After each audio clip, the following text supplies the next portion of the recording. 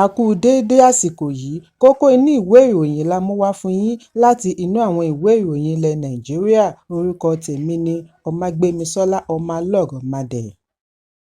Adarí ajìjàǹgbara fún ilẹ̀ Biafra tí wọ́n fi sí àhámọ́ Simon Ekpa ni a gbọ́ wípé ó wà nínú ọgbà ẹ̀wọ̀n Kill-Makoski, ọ̀kan lára ọgbà ẹ̀wọ̀n tí ó burú jùlọ lágbàáyé gẹ́gẹ́ bí ìwádìí ṣe sọ ọ́ di mímọ̀.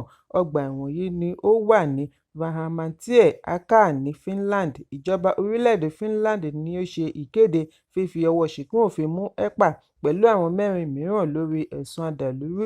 Iléeṣẹ́ ọlọ́pàá Finland fìdí ẹ̀ múlẹ̀ wípé Ekpa ṣe àpèjúwe ara rẹ̀ ní Prime Minister ìjọba Biafra tó ń ṣàtìpó ní ilẹ̀ Finland, pẹ̀lú ẹ̀sùn wípé ó ń tipasẹ̀ orí ẹ̀rọ abánidọ́rẹ̀ẹ́ ṣe àtìlẹ́yìn ìwà àdàlúrú ẹkùn gúúsù ìlà oòrùn orílẹ̀-èdè Nàìjíríà láti ṣe ìjọba àti aráàlú níjàmbá. Ìwádìí jẹ́ kó di mímọ̀ wípé wọ́n ti gbẹ́sẹ̀ lé ohun ìní Ekpa pẹ̀lú àwọn iléeṣẹ́ tí ó ní nǹkan pẹ̀lú. Bákan náà ni àwọn tí wọ́n jọ fi ọwọ́ ṣìkún òfin mú. Ọdún 1993 ni wọ́n kọ́ ọgbà ẹ̀wọ̀n Kill-Makoski fún àwọn ẹlẹ́wọ̀n ọkùnrin.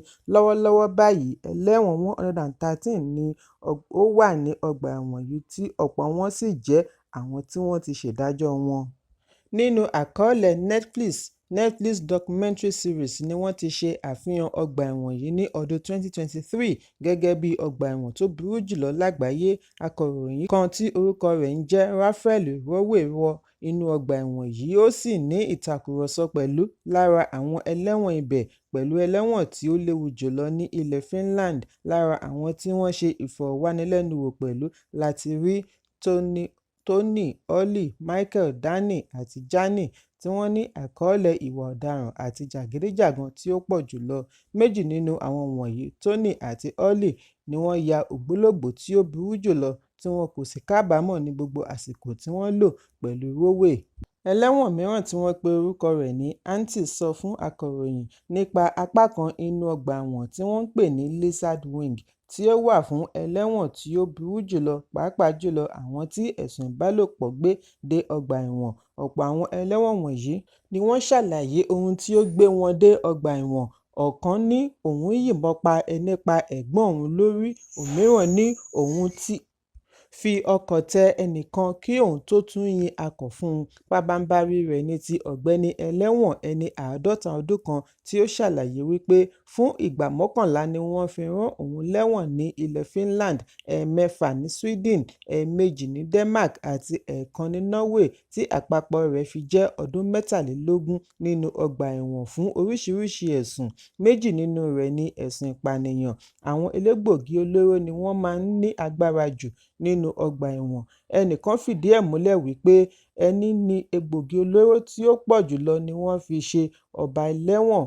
Ọ̀pọ̀ wọn ní tàtúù kún ara wọn bìtì tí ó jẹ́ kí ìdúró wọn máa bàyàn lẹ́rù láì kábàámọ̀ lórí ohun gbé wọn dé ọgbà ẹ̀wọ̀n. 90% wọn ni ó wà pẹ̀lú ẹ̀sùn tó ní í ṣe pẹ̀lú egbògi olóró. Òṣìṣẹ́ ọgbà ẹ̀wọ̀n kan fìdí ẹ̀ múlẹ̀ wípé ìṣòro ńlá ni ó jẹ́ fún wọn láti kápá àwọn ẹlẹ́wọ̀n tí gbogbo ìgbésí ayé wọn dá lórí egbògi olóró. Ẹ̀kúnrẹ́rẹ́ ìròyìn yìí wà nínú ìwé ìròyìn Punch tó jáde lónìí. Ọ̀gbẹ́ni kan tí ẹnikẹ́ni kò tíì lè ṣe ìdánimọ̀ rẹ̀ ni a gbọ́ wípé ó dáná sun ara rẹ̀ àti ìyàwó ní Ìjọ̀ká, Àkúrẹ́, ìpínlẹ̀ Ondo. Ọ̀gbẹ́ni yìí bá ìṣẹ̀lẹ̀ yìí lọ ṣùgbọ́n ìyàwó rẹ̀ wà láàyè. Ìwádìí jẹ́ kó di mímọ̀ wípé tọkọ-tìyàwó tí wọ́n ti fẹ́ ara wọn láti ọdún 10 sẹ́yìn bí ọmọ 2 fún ara wọn, ṣùgbọ́n tí wọ́n pínyà lórí èdè-àìyedè tí ẹnikẹ́ni kò mọ ìdí rẹ̀.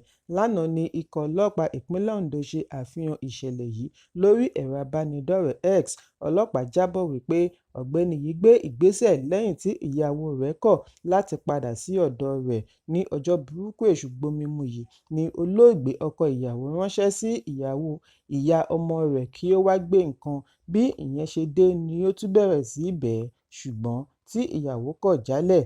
Èyí ló mú ọ̀gbẹ́ni yìí tilẹ̀kùn pa tí ó fi epo bẹtiró wẹ àwọn méjèèjì kí ó tó ṣáná sí àwọn méjèèjì lára. Lójú ẹsẹ̀ ni ọ̀gbẹ́ni yìí di olóògbé.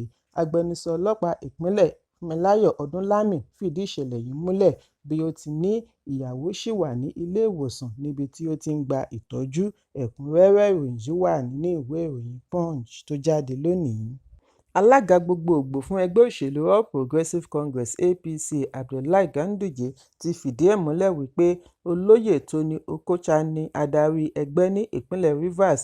Gẹ́gẹ́ bí àlàyé Ganduje, ìgbìmọ̀ tí Okocha, Ọ̀rẹ́minú mínísítà agbègbè ilé ìjọba Nyesom Wike darí ni ìyá ẹgbẹ́ dá mọ̀ gẹ́gẹ́ bí adarí ẹgbẹ́ ìpínlẹ̀ Rivers.